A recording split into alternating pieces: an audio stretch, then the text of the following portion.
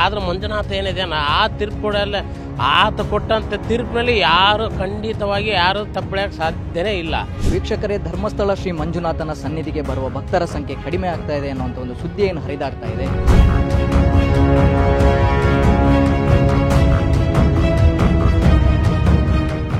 ಇರೋದು ದೇವರ ಮೇಲೆ ನಂಬಿಕೆ ಇರೋದ್ರಿಂದ ನಾವು ಪ್ರತಿ ತಿಂಗಳು ಬಂದು ಸ್ವಾಮಿ ದರ್ಶನ ಮಾಡ್ಕೊಂಡು ಹೋಗ್ತಾ ಇರ್ತೀವಿ. ಕ್ಲೀನಿಂಗ್ ಸೂಪರ್ ಆಗಿದೆ, ಬಿಲ್ಡಿಂಗ್ ಹೊಸದಾಗಿ ಕಟ್ಟಿದ್ದಾರೆ, ಇನ್ನೂ ಸೂಪರ್ ಆಗಿದೆ. ಭಕ್ತರಿಗೆ ನೀರು ಬರಲಿಕ್ಕೆ ಹೆಂಗೆ ಹೋಗ್ಬೇಕು, ಹೆಂಗೆ ಬರಬೇಕು, ಸಿಸ್ಟಮ್ ಹೆಂಗೆ ಹೋಗ್ಬೇಕು ಅಂತೆಲ್ಲ ಭಾಳ ನೀತಿ ಚೆನ್ನಾಗಿ ಮಾಡಿದ್ದಾರೆ. ಬಟ್ ಇವೇನು ಹೇಳಿದರೆ ಅಲ್ಲೇನ ಸಿಕ್ಕು ಇಲ್ಲಿ ಸಿಕ್ಕು ಅಂತೆಲ್ಲ ಸುಳ್ಳವು. ನಿಜವಾದ ಭಕ್ತರಾಗಿದ್ದರೆ ನಮ್ಮ ಭಕ್ತಿಯ ಮಂಜುನಾಥನ ಮೇಲೆ ಇದ್ದರೆ ನಾವು ಅಂಥವೆಲ್ಲ ಯಾವ ಮಾತಾಡ್ಬೋದು ಅಂತ ಈ ಸಂದರ್ಭದಲ್ಲಿ ಹೇಳಕ್ಕೆ ಇಷ್ಟಪಡ್ತೀವಿ. ವೀಕ್ಷಕರೇ, ಧರ್ಮಸ್ಥಳ ಶ್ರೀ ಮಂಜುನಾಥನ ಸನ್ನಿಧಿಗೆ ಬರುವ ಭಕ್ತರ ಸಂಖ್ಯೆ ಕಡಿಮೆ ಆಗ್ತಾ ಇದೆ ಅನ್ನುವಂಥ ಒಂದು ಸುದ್ದಿ ಏನು ಹರಿದಾಡ್ತಾ ಇದೆ. ಇದರ ಬಗ್ಗೆ ನಾವು ವಾಸ್ತವ ಏನಿದೆ ತಿಳ್ಕೊಳ್ಳೋಣ ಬನ್ನಿ. ಸ್ವತಃ ಭಕ್ತರನ್ನು ಕೇಳ್ಕೊಳ್ಳೋಣ ಬನ್ನಿ, ಏನು ಹೇಳ್ತಾರೆ ಕೇಳೋಣ ಬನ್ನಿ.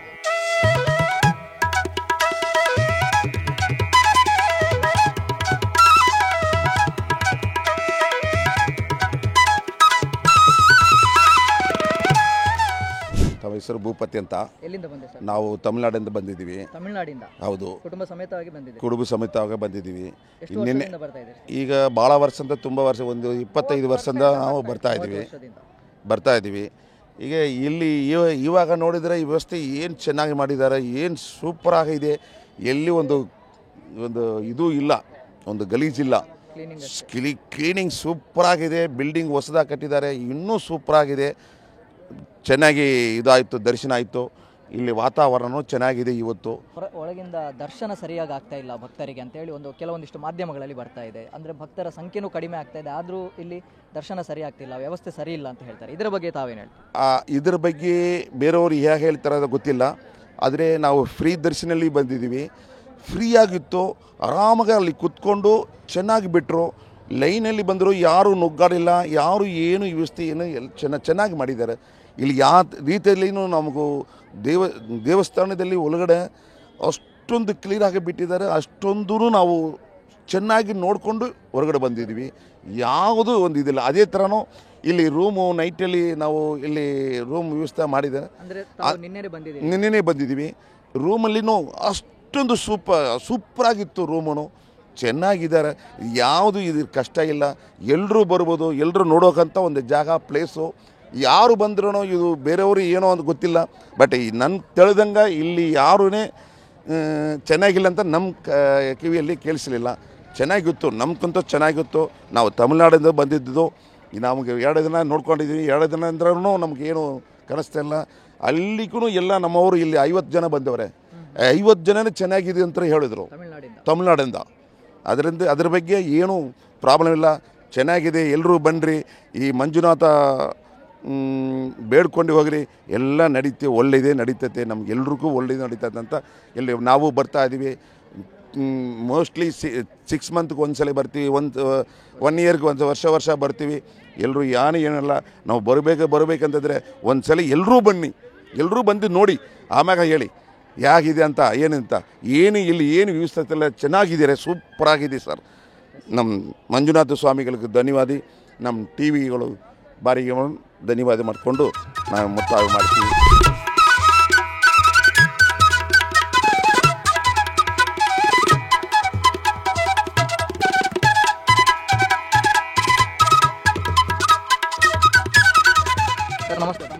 ಅರುಣ್ ಕುಮಾರ್ ಅಂತ, ಬೆಂಗಳೂರಿಂದ ಬಂದಿರೋದು, ಇಂದಿರಾನಗರಿಂದ. ದರ್ಶನ ಮುಗಿಸ್ಕೊಂಡು ಹೊರಗೆ ಬರ್ತಾ ಇದ್ದೀರಾ? ಹೌದು, ದರ್ಶನ ಮುಗಿಸ್ಕೊಂಡು ಬರ್ತಿರೋದು ಸರ್. ಪ್ರತಿ ವರ್ಷ ಬರ್ತೀರಾ ಸರ್?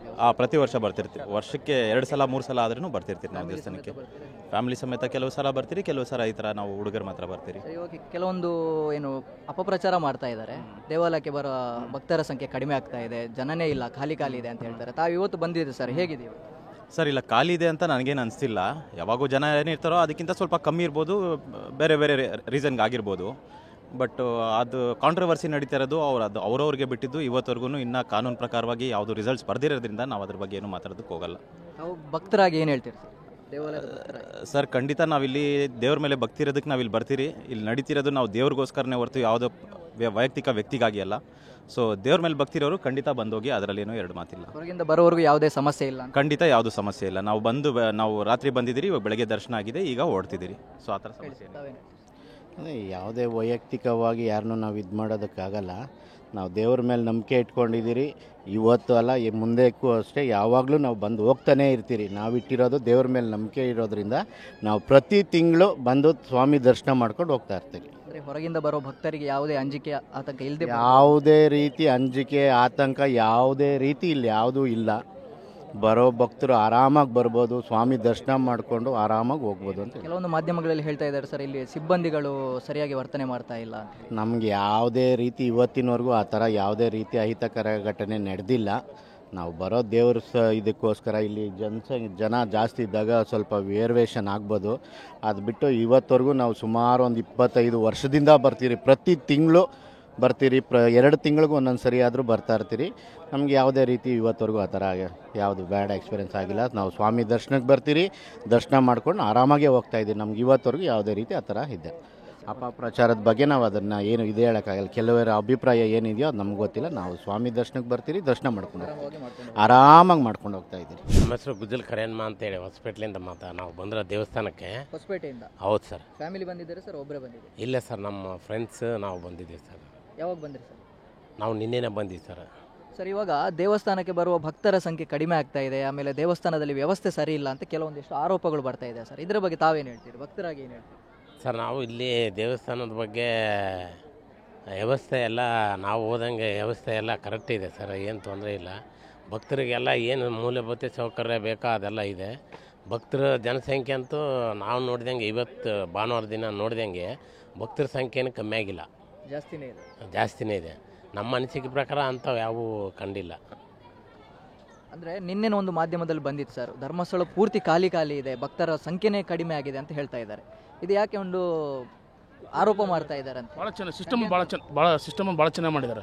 ಬಟ್ ಲಾಸ್ಟು ಇಯರ್ಸ್ಗೂ ಈ ಇಯರ್ಸ್ಗೂ ಒಂಥರ ಭಕ್ತರಿಗೆ ನೀರು ಬರಲಿಕ್ಕೆ ಹೆಂಗೆ ಹೋಗ್ಬೇಕು, ಹೆಂಗೆ ಬರಬೇಕು, ಸಿಸ್ಟಮ್ ಮಾಡಿ ಹೆಂಗೆ ಹೋಗ್ಬೇಕು ಅಂತೆಲ್ಲ ಭಾಳ ನೀಟ್ ಚೆನ್ನಾಗಿ ಮಾಡಿದ್ದಾರೆ. ಬಟ್ ಇವೇನೋ ಹೇಳಿದರೆ ಅಲ್ಲೇಣ ಸಿಕ್ಕು ಇಲ್ಲಿ ಸಿಕ್ಕು ಅಂತೆಲ್ಲ ಸುಳ್ಳವು ಎಲ್ಲ. ಸುಮ್ಮನೆ ಹೇಳ್ತಾರೆ, ನಾವು ಹೇಳ್ತೀವಿ ಅಲ್ಲಿ 100 ಮಂದಿ ಉಣಿವಿ, ನಾನೇ ಉಣಿವಿ ಅಂತ ಹೇಳ್ತೀವಿ. ಆಗಲ್ಲವಲ್ಲ, ಎಲ್ಲ ಸುಳ್ಳದು.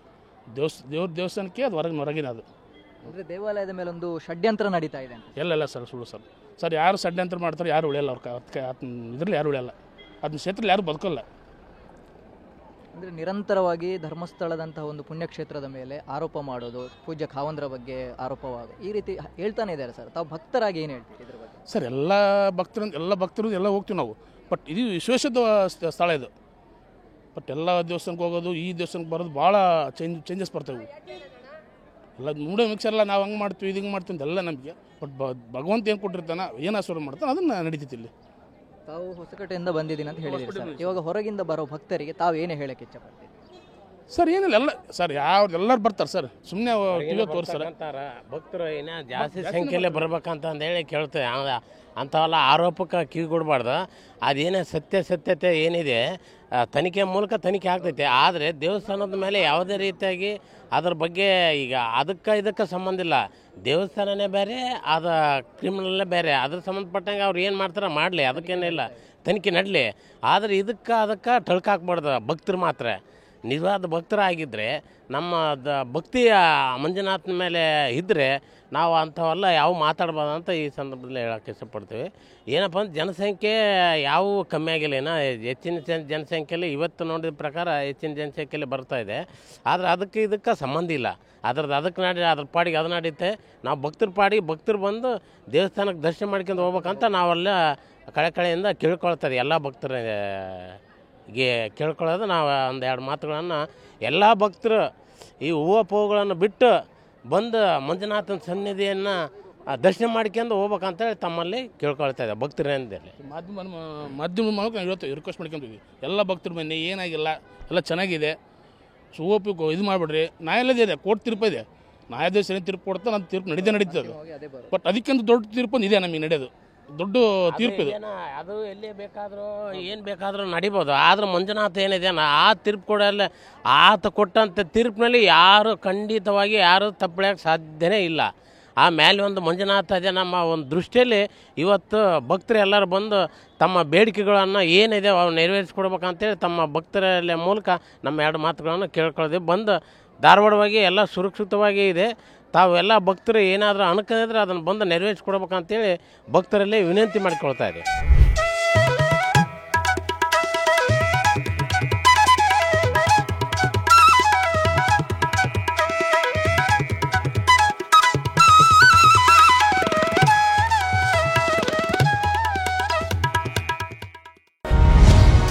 ಟಿವಿ ವಿಕ್ರಮ, ದೇಶ ನಿಮ್ಮ ಕೈಯಲ್ಲಿ. ಈ ಕಾರ್ಯಕ್ರಮ ನಿಮಗೆ ಇಷ್ಟ ಆಗಿದ್ದಲ್ಲಿ ಲೈಕ್, ಶೇರ್ ಹಾಗೂ ಕಮೆಂಟ್ ಮಾಡಿ. ಟಿವಿ ವಿಕ್ರಮದ ಕಾರ್ಯಕ್ರಮಗಳನ್ನು ನಿರಂತರವಾಗಿ ವೀಕ್ಷಿಸಲು ಸಬ್ಸ್ಕ್ರೈಬ್ ಮಾಡಿ, ಬೆಲ್ ಐಕನ್ ಒತ್ತಿ.